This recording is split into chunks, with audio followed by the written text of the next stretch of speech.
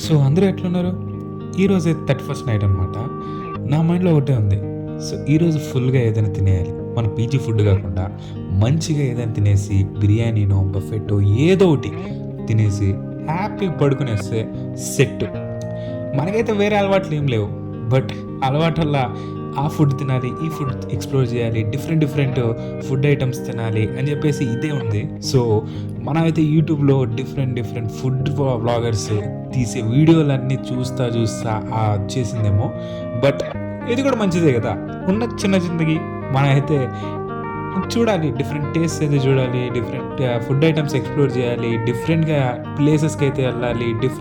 వాళ్ళతో కలవాలి. సో ఇది అన్నీ చిన్నవి. ఓకే.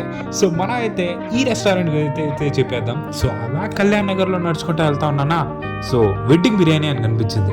ఏంట్రా అని చూస్తే 299కి అన్లిమిటెడ్ సార్ అన్నాడు. ఓహ్! అని చెప్పేసి పైకెళ్ళిపోయాను. పైకెళ్తే ఈ లొకేషన్‌లో, ఈ వైబ్‌లో సో ఫుల్ మ్యూజిక్ అయితే పెట్టేసి, సో ఒక అరిటాక్ అయితే ఏసేసి, కైతి మూవీ సీన్ రిపీట్ చేద్దామా సార్ అని అన్నాడు. ఓహ్! అవునా?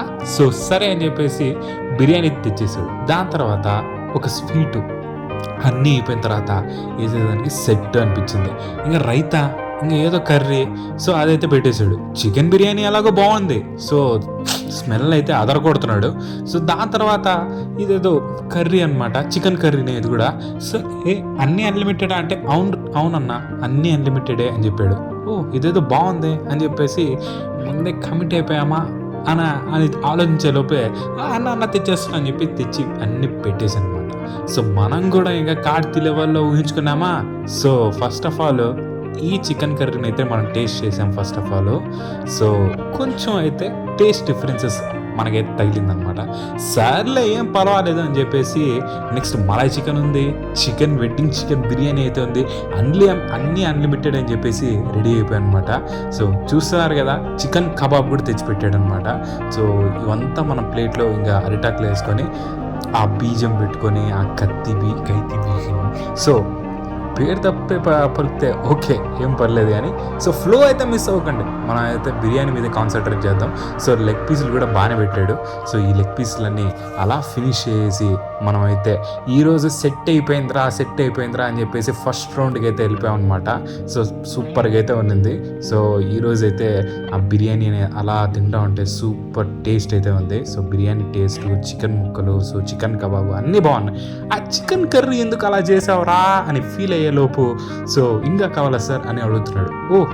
సో వీడి మర్యాదలు చాలానే బాగానే ఉన్నాయని చెప్పేసి నేను కూడా ఈరోజు 31st నైట్ అలా డీజే పబ్బులతో జనాలందరూ అరుస్తూ ఉంటే ర్యాండమ్గా అలా పైన కూర్చొని, సో కిందంతా జనాలందరూ అలా తిరుగుతున్నారు, డిఫరెంట్ చోట్ల వెళ్తున్నారు, డిఫరెంట్ ఐటమ్స్ కొంటున్నారు, అరుస్తున్నారు, బైక్స్ మీద వెళ్తున్నారు, ఎగురుతున్నారు, ఇవంతా.